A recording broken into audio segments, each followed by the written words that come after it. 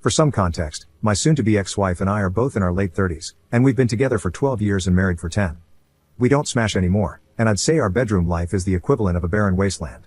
It was completely dry for 6 months before I filed for divorce, and it was on life support for 5 to 6 years before that. We both wanted to be younger parents and wanted 2 kids, and we conceived our daughter almost immediately after getting married. When she was 6 months old, we started trying to have the second child. It never happened.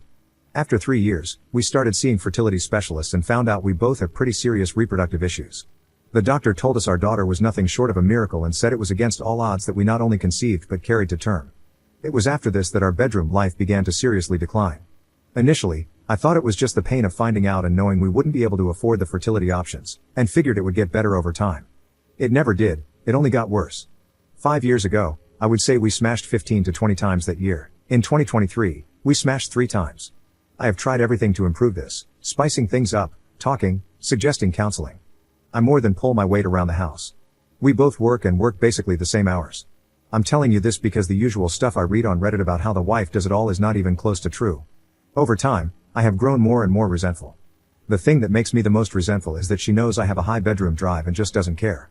I, on the other hand, know she loves to be massaged and never withhold that from her. I probably massage her around 325 times a year. Almost every night, I will massage her calves, shins, ankles, and feet. 4 to 5 nights a month, I will go big and give her a full body massage. I noticed that giving these extensive massages was the best way to lead to smashing. I did them more often a few years ago, but not as much now. The success rate was never that great, maybe 20% of the time, but in the last 2 years, we are definitely in the single digits. When we hit the 4-month mark of absolutely no smashing, I decided I wasn't going to massage her ever again. It only took 3 days for her to notice, and she asked me to. I told her no, and I got angry. I said, why should I, when you don't give a damn about what I want? Obviously, not my finest moment, and a huge argument followed. Things got ice cold at home, but I wasn't giving in. I was tired of all of it. A few weeks ago, she told me, fine, I will just start seeing a professional masseuse. I replied, then I will start seeing smash workers. That's cheating. Fine, I won't, but you will not get a massage from anyone else. That is also cheating. You're being ridiculous. No, it's being touched in an intimate way by another person.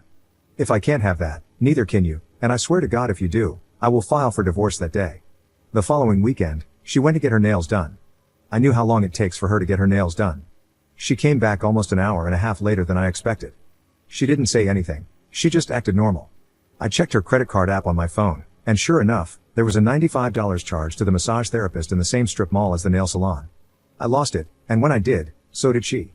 I think we both let out years of frustration on each other. True to my word, though, I called a divorce lawyer on Monday. The only part that upset me was when my lawyer said, based on these circumstances, I couldn't list infidelity as the reason for divorce and had to go with irreconcilable differences. Anyway, she has been telling people we are divorcing because she got a massage. Since then, I have had a number of family members and friends call me and say I'm a jerk. Some of them, even when I tell them my real reasons, still think I'm a jerk and that my reasons aren't good enough. Personally, I think getting a massage when told not to is plenty of reasoning. Personal note, I reread this, and I know it comes off angry. But I am angry at myself for wasting so many years. But I'm also angry because this was just the ultimate screw you. She just went and did it anyway and didn't even try to hide it. Literally went to the same place next to the nail salon and used her credit card, which I pay, like I wasn't going to see the charge. Edit. Most of you are correct, this isn't about a massage. I could honestly care less about the massage. That was simply what I fixated on after I finally broke. Now, to those who like to ride the assumption train or, for some reason, just create your own narrative based on who knows what, I did not just massage my wife to smash. I did this for her nearly 300 times a year, nearly our entire relationship. I did it back when we used to smash 10 to 15 times a month, back when it still felt like we loved each other, back when she would put in effort in our relationship. The full massages just became the only way to get the chance of smashing above zero. The small leg ones were never escalated by me and were far more common.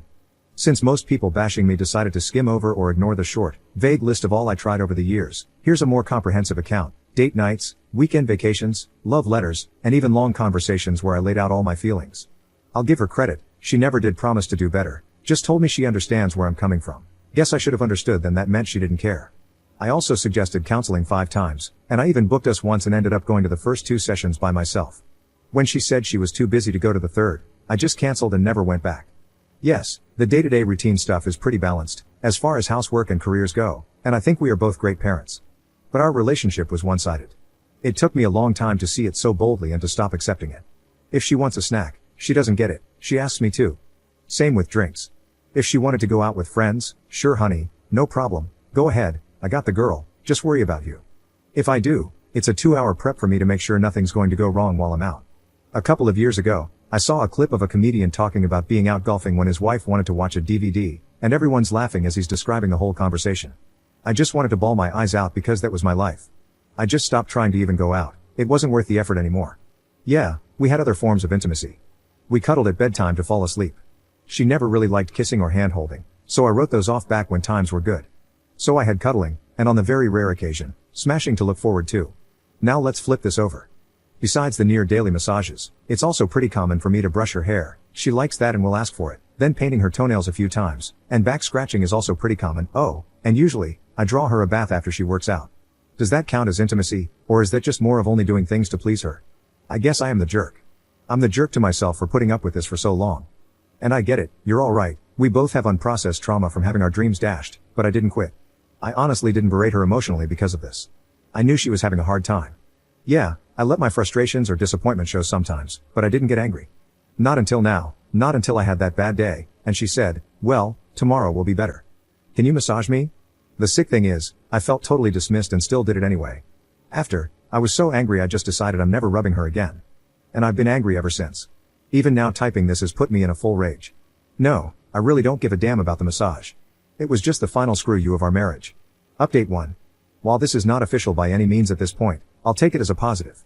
My soon-to-be ex asked me to meet yesterday to hash out some details of the divorce, and it was actually pretty productive.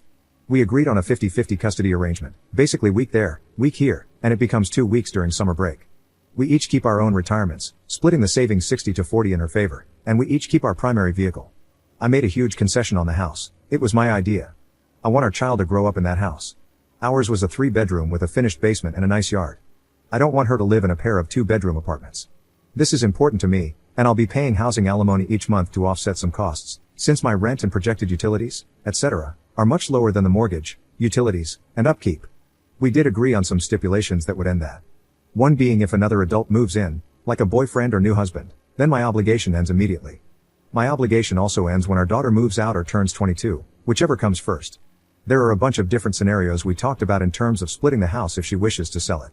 I won't bore you with all of that, but basically, as long as I continue to make the alimony payment, I'll get 40% at the time of sale or a buyout.